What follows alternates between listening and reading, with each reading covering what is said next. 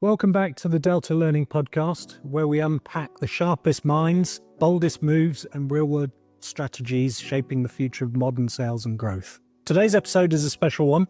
We're crossing the Atlantic and heading deep into the heart of Texas, the Lone Star State, to meet a dynamic founding duo turning the world of home products on its head. I'm thrilled to introduce Jen and Rusty Stout, co-founders of Healthier Homes, a US-based company built on one simple but powerful mission: making safer, cleaner, and more conscious living accessible to all. From day one, they've been obsessed with purpose, and today they're proof that doing the right thing can lead to rapid, meaningful growth. Think family-first values married to a razor-sharp sales strategy. It's a story of heart and hustle in equal measures. In this episode, we dive into how they launched and scaled Healthier Homes and how they've navigated the wild ride of being co-founders, life partners, and change makers all at once. We'll explore how they educate customers in a space where most people don't know there's a problem, drive sales through insight and trust, not pressure or hype, overcome commercial challenges with resilience and clarity, and scale a brand that puts people and purpose right alongside profit. Whether you're a founder trying to stay true to your values or a sales leader looking for real-world growth lessons, this podcast episode is packed with useful insights for those in our Delta Learning Network. We hope you enjoy our latest episode featuring Jen and Rusty Stout from Healthier Homes. Thank you.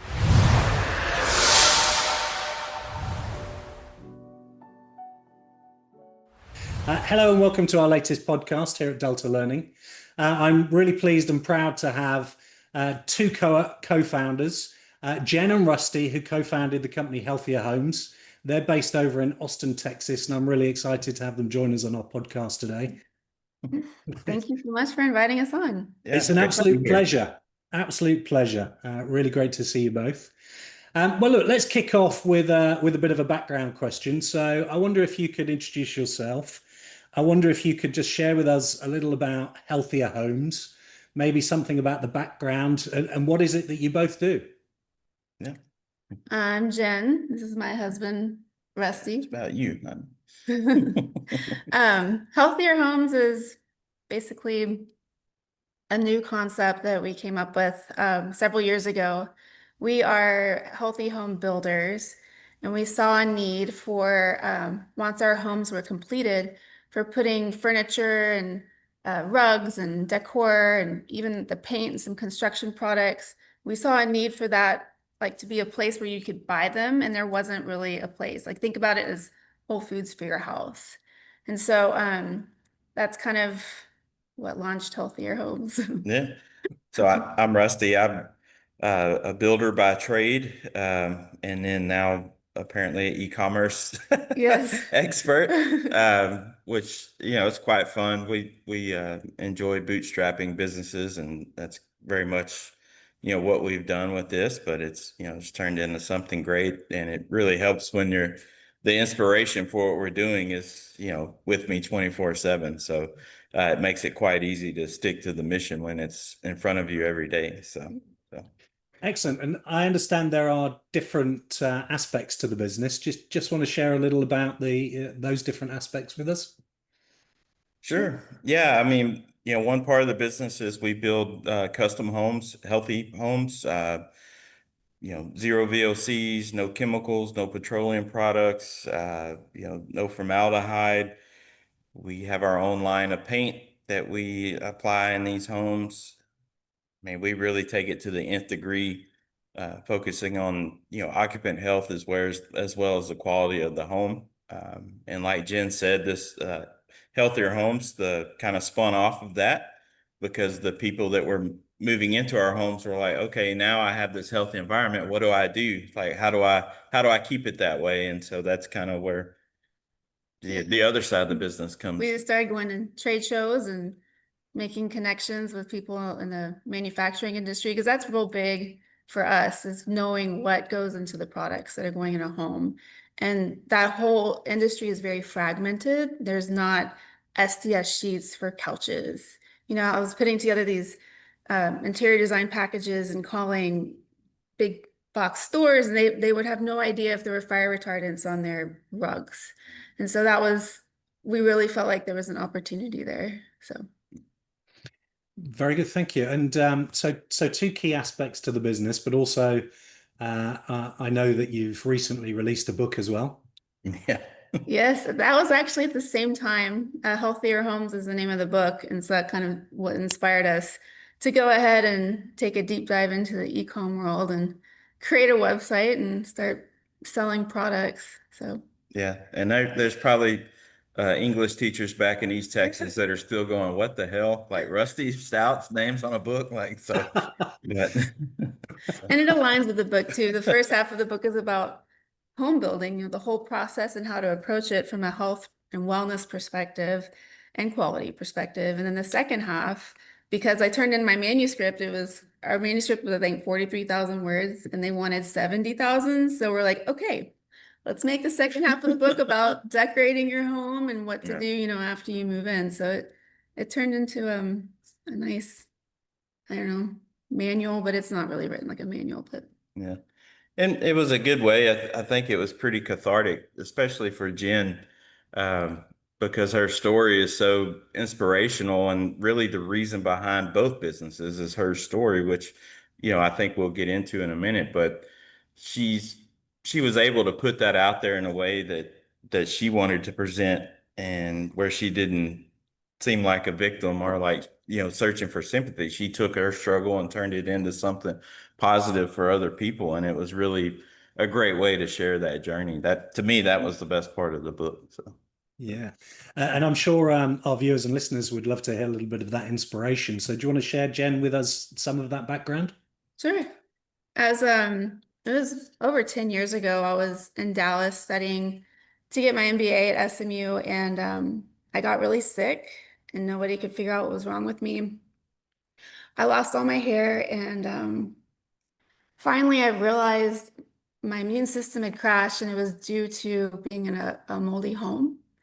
And the hardest part about that was there was no place for me to go because every house or apartment I would look at had a lot of chemicals or had some kind of mold somewhere.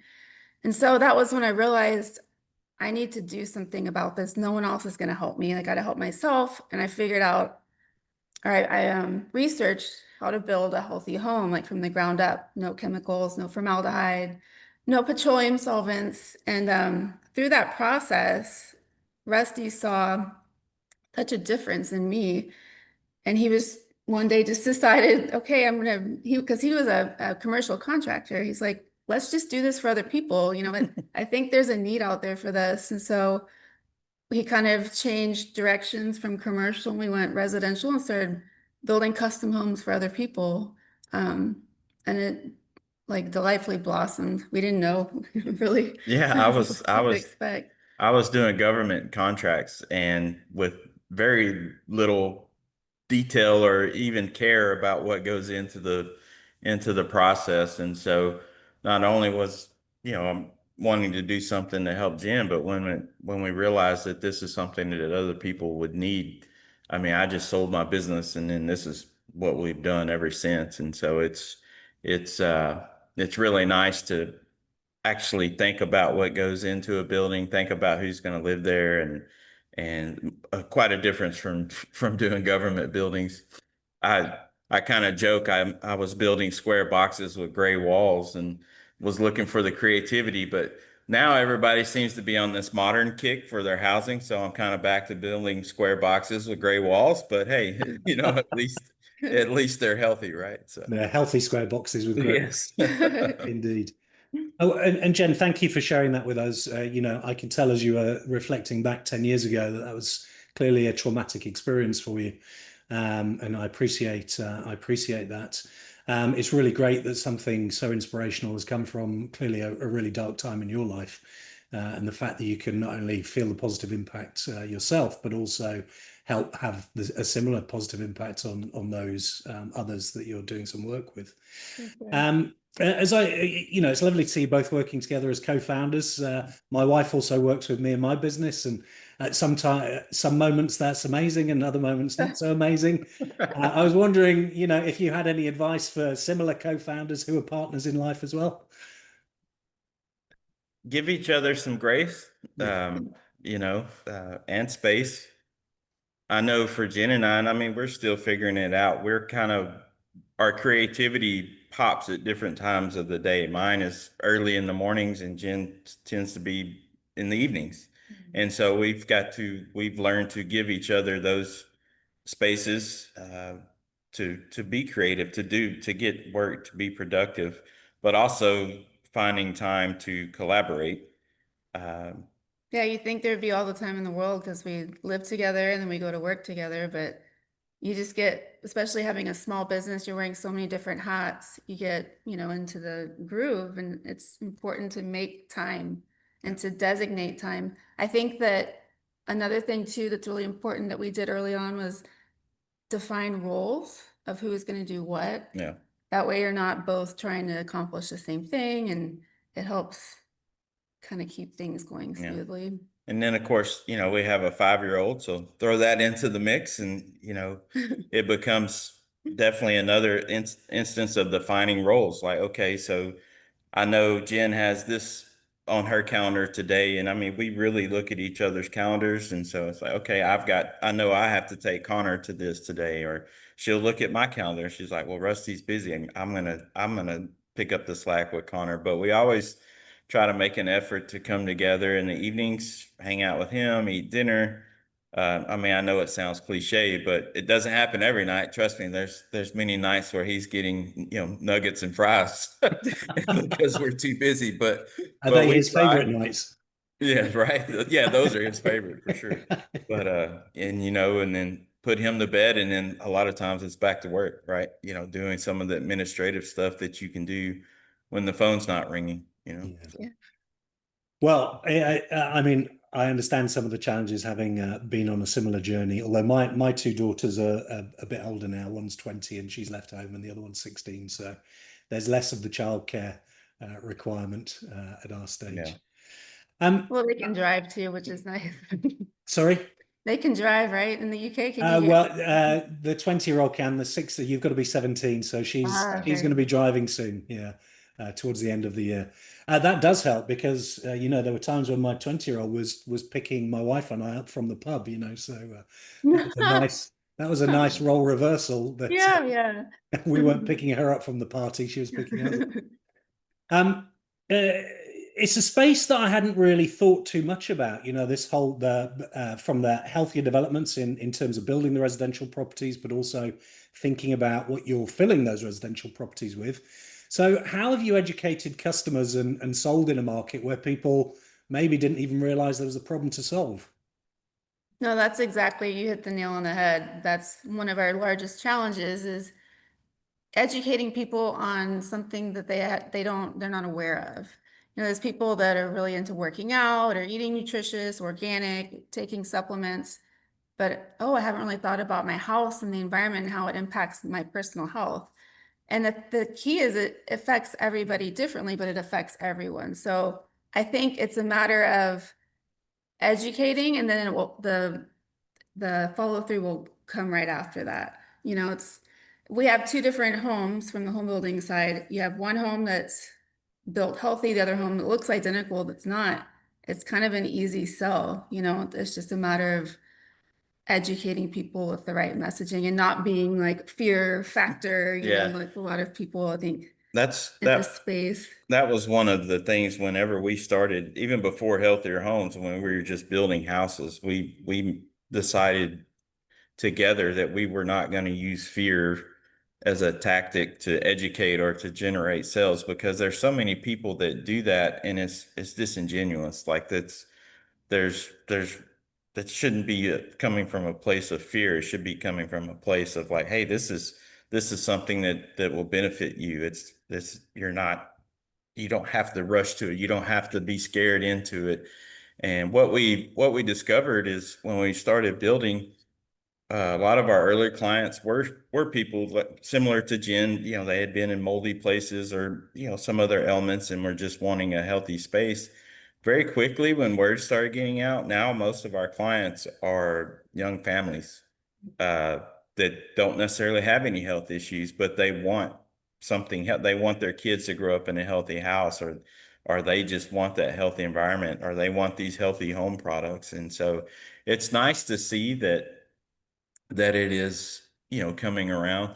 It's funny though, to some people, they're, I guess I'll use the term hard-headed it's on, I'll use like a cleaning product for example, and they're like, well, it doesn't smell clean. And so it's like, why does something have to smell like lemon or lavender or whatever for it to be clean? Like, is it really, is it really clean Yeah. because it has a chemical on it, you We know? had a big podcaster actually out to our office. It was about, I don't know, 8, 9 months ago. And she was like, I was so excited to see what a healthy home smells like. And she's like, it smells like nothing. So Yeah. exactly. That reminds me, there was a product that was about getting rid of odors in houses that was launched many years ago. I'm going to say 30 years ago. And when they trialed it, customers were really disappointed, saying, yeah, it hasn't changed anything. But the researchers were coming into the home going, no, it has changed everything. The smells have gone. Yeah. They actually added the smell to the product. Otherwise, people didn't believe that it was working. It's Yeah. genius marketing, right? Yeah. Like we are so programmed for those Right. smells. And I guess it's such a strong sense, Yeah. one of your senses that it just, I don't know. It has an impact. So as you think over the last few years, what's been the most effective things that you've done in driving growth?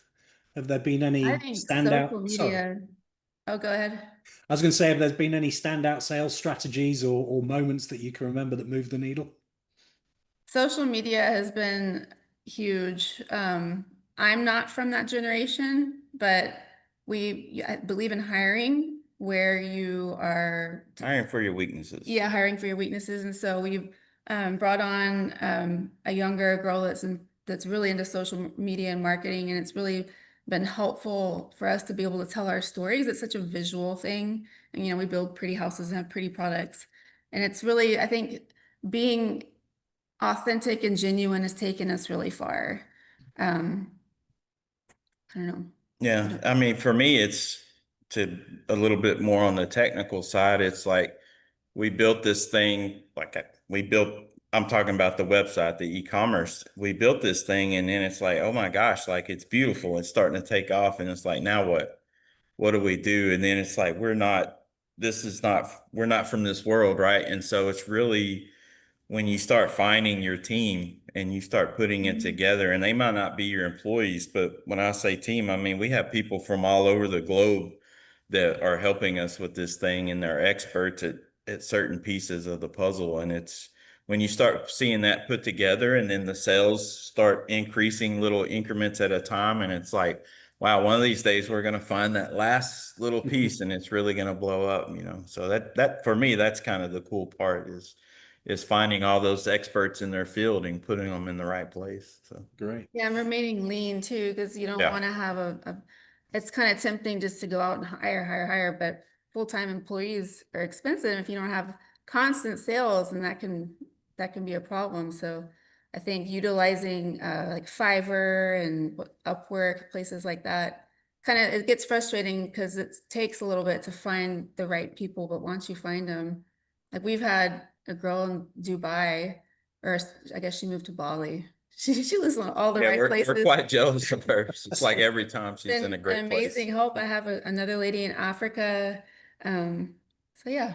Very good. Also too, on that note as to what has helped with our growth, I think No, go ahead. positioning ourselves as leaders and not positioning the company as a leader. Because nowadays people really, I think, identify with the story Hmm. and identify with the actual people involved. And so we've been careful to really build our whole brand around what we do and our story. And I think that's helped identify. Well, they're the things that have helped you grow. Have you had any mistakes or learning opportunities en route? Yes, plenty. Any you'd be willing to share? Sure. Yeah, I mean, one that sticks out for us is when we first launched, we were really excited. We knew we had a cool concept. We knew we had great products, and we were just anxious to get them out there. And there are a lot of, and I'm not trying to put all influencers in the same box, but we had a lot of influencers reach out and they're like, hey, send us some stuff and then we'll promote it. And we gave away a lot of free stuff and did not get any return. Right. And so we learned that it's just tell our story, do our things, don't rely on other people. And I mean, that just don't give away your stuff, basically. I think developing Yeah. relationships is big Yeah. because we get all the time, oh, I'm an influencer, I have 12 million followers. I mean, just because someone has a bunch of followers doesn't mean they're the right person to represent your brand and your business. Mm. And I think being careful about who you associate yourself with and building that relationship over time will be much more beneficial than just trying to throw spaghetti at the wall, which we didn't know any better at first, but that's okay. Yeah. And I mean, it's like, like Jen said, it's just sticking to our values, our story. I mean, we've had like A-list celebrities ask for stuff. It's very shocking. Like ask for stuff for free. They want to do a commercial for it, and then they'll say, if you guys pay for the production, then you can have the commercial too. And it's like, oh, gee, thank you for that. That's really nice. But then we also have a lot of other A-list people that buy our things that we've never even spoken to. They pay full price. They don't ask for discounts. And to me, that's a better approach, is letting people find your stuff organically. And then hopefully if they love it, maybe they'll talk about it or they'll share it with their friends. And it's nice to see as we grow that our repeat business is growing as well. Loyalty is, I think, Returning the customers. highest compliment. Mm. And customer service is a huge part of owning an e-commerce business. And that's something that whenever you're small, I'm sure other small businesses can identify with this. It's like, where do you draw the line? Because people can take your energy, right? There's also like energy vampires. And so we're still trying to figure that out. You know, how do you service people well, but don't let them suck you dry as far as, taking up all your time. Yeah. It's interesting. It's not the first time I've heard founders talk about influencers wanting free stuff. We did a podcast with another organization. They were a bespoke bakery company who produced high-end baked products, wedding cakes being one of their products, and experiencing exactly the same thing. A lot of influencers suggesting that they should send them a lot of expensive free stuff without Yeah. any return, and just got to a point where they said no more. It hasn't done us any good at all. So I'm not saying that's the case for every potential Yeah, of course. I mean, person out there. It was like a service that approached us. There's actually Right. services out there that have a big bank of influencers. And so it's like a dating service, but for influencers with businesses. I wouldn't And sign. that was, yeah, I would. Maybe I'm fortunate in my business. I don't actually have a product that would be of any use to an influencer. I can give them some knowledge, but Yeah, there you go. they can't wear that or sit on it. Are there some specific tools or systems or habits that help you stay focused on growing this business and continue your journey as founders? Growing an organization. I think staying non-political as far as focus goes, and that's kind of, it's hard right now, especially trying to keep your head down and like just doing what you know to do and not becoming involved with, the chatter. Yeah. It's being proactive, not reactive to things. And it's for me, I like to focus, we have two businesses, right? And wearing a lot of hats. And so I like to my focus in the mornings is on the building company, and then my focus in the afternoons is on the e-commerce side. And it's structured in a way. I'm one of these people. I'm not big on the buzzword time management or all this stuff. I kind of think the better you get at time management, the more you're going to put on your plate. So it's like It's true. it's to me it's just trying to find the time without getting overwhelmed and realizing that some things can wait till You tomorrow. block your calendar, right? Yeah, no, I block my calendar, kind of becomes my boss. So if it's on there, I'm going to do it. And if it's not, I probably won't. So, but I And treat that it like a does to-do list. So Yeah. that does lead me to maybe a follow-up question, which is, as you're growing this business, how do you find some time just for the pair of you and Connor as well? How do you make that time? yeah, I mean, that comes down to having that good team, right? So we feel Mhm. comfortable. Uh, we're going in a couple weeks, taking a little end of the summer trip with Connor before he starts kindergarten, and so but we're comfortable in that because we have a good team that we know that can handle things while we're gone. It's been a while since we actually took like a true vacation. A lot of times our vacations end up being working vacations. We were in Europe last month, but we were visiting while we were there. We were visiting, ceramic manufacturers and looking for new dishware for the website. But we did go to Costa Rica with some friends. That was like a real vacation. I don't even think I looked at my phone or emails like the whole time, and nothing, blew up or burned down while we were gone. So that was nice. And But of course, the Carving benefit out the time. the benefit of traveling whilst also sourcing suppliers is it's tax deductible. So I'm sure. right, yes, yes. Where in Europe did you visit? So we visited Poland. Can't really discuss that yet because Sure. it's some exciting things coming down the pipeline for us. We did Poland. We were in Switzerland briefly, and then quite a bit of time in Portugal. So we kind of drove up. We flew into Lisbon and rented a car and drove up to Porto over the course of 3 days. And There were these giant ceramic manufacturers out in the middle of nowhere. I mean, it was gorgeous too. I've never been to Europe actually, so it was really cool to see Portugal and Poland. Yeah, I should imagine that the dollar doesn't go very far in Switzerland. Maybe that was why the trip was a bit shorter there. right, yeah, We were there for a brief period. yeah, it wasn't not overnight. Well, welcome. Have you made it to the UK at all in your travels?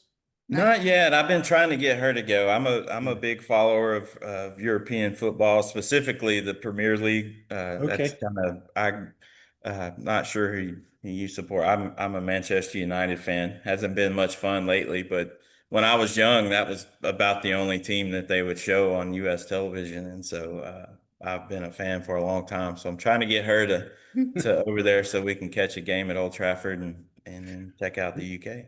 Well, I'm a Liverpool fan, but we can still Oh stay my God, friends. let's end it. Yeah, Well, you guys had a great season. we did, and you had less of a good season. Rub it in. So, in fact, I was in Manchester yesterday, so that's quite pertinent. Maybe as a last question, what advice would you give to other business owners or sales leaders who are trying to grow a brand that, has this strong purpose that sits behind it, but also you want to make money?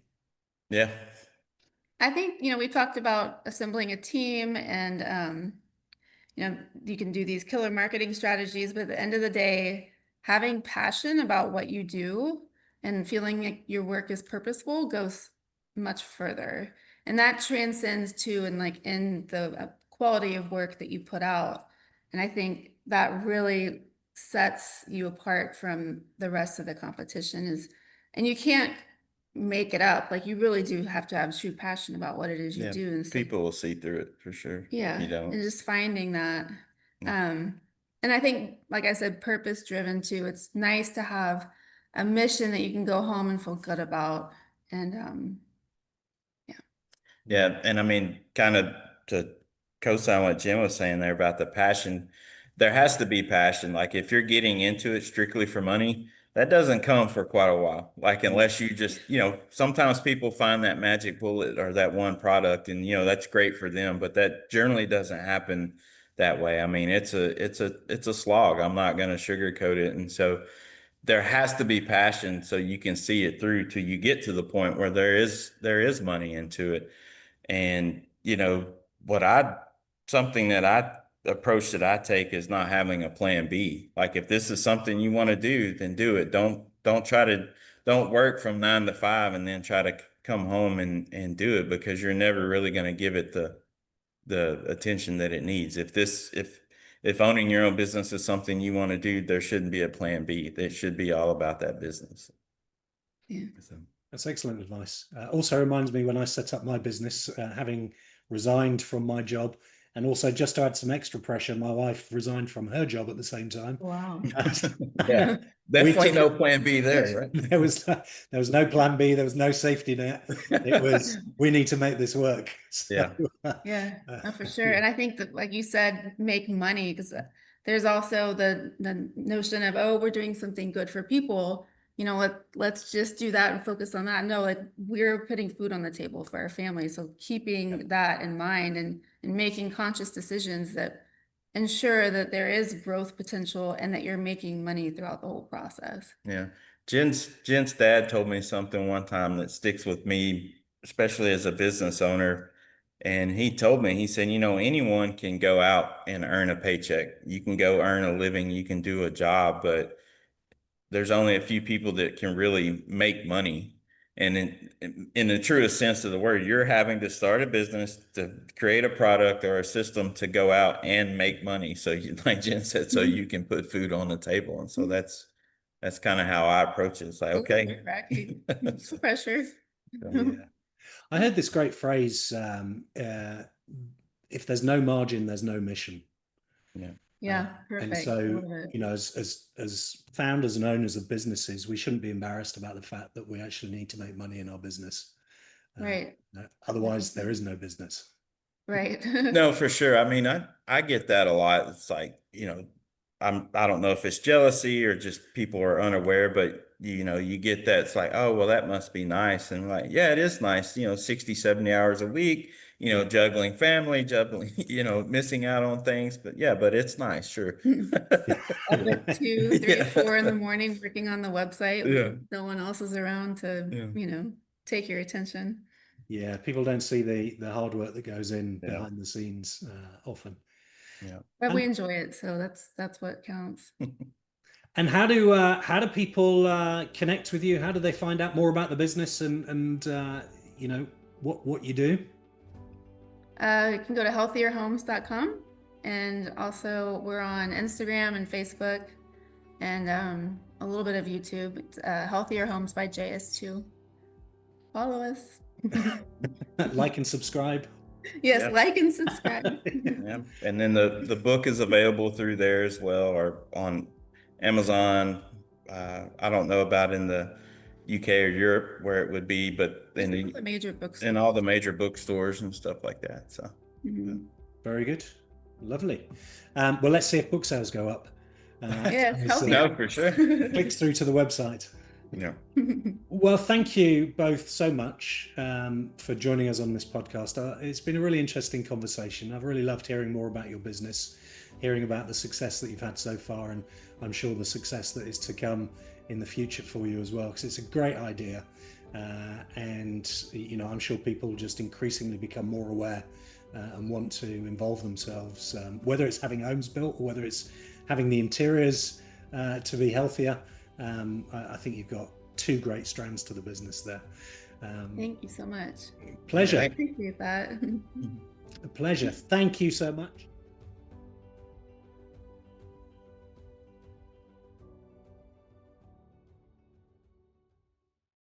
Thanks for tuning into this episode of our Sales Podcast Series 3. We hope the insights resonated with you and provoked some thought. If you found value in today's episode, please make sure to subscribe so you never miss out on expert tips and strategies from our guests across different industries. And remember, Delta Learning is here to help you transform your team's performance in 2025. When you're looking to either build capability or deliver better business results, then please approach us as a potential partner. Visit deltalearning.co.uk to learn more about how we can support your team's growth, or email me, steve@deltalearning.co.uk, with any questions or just to have a chat to see how we might work together.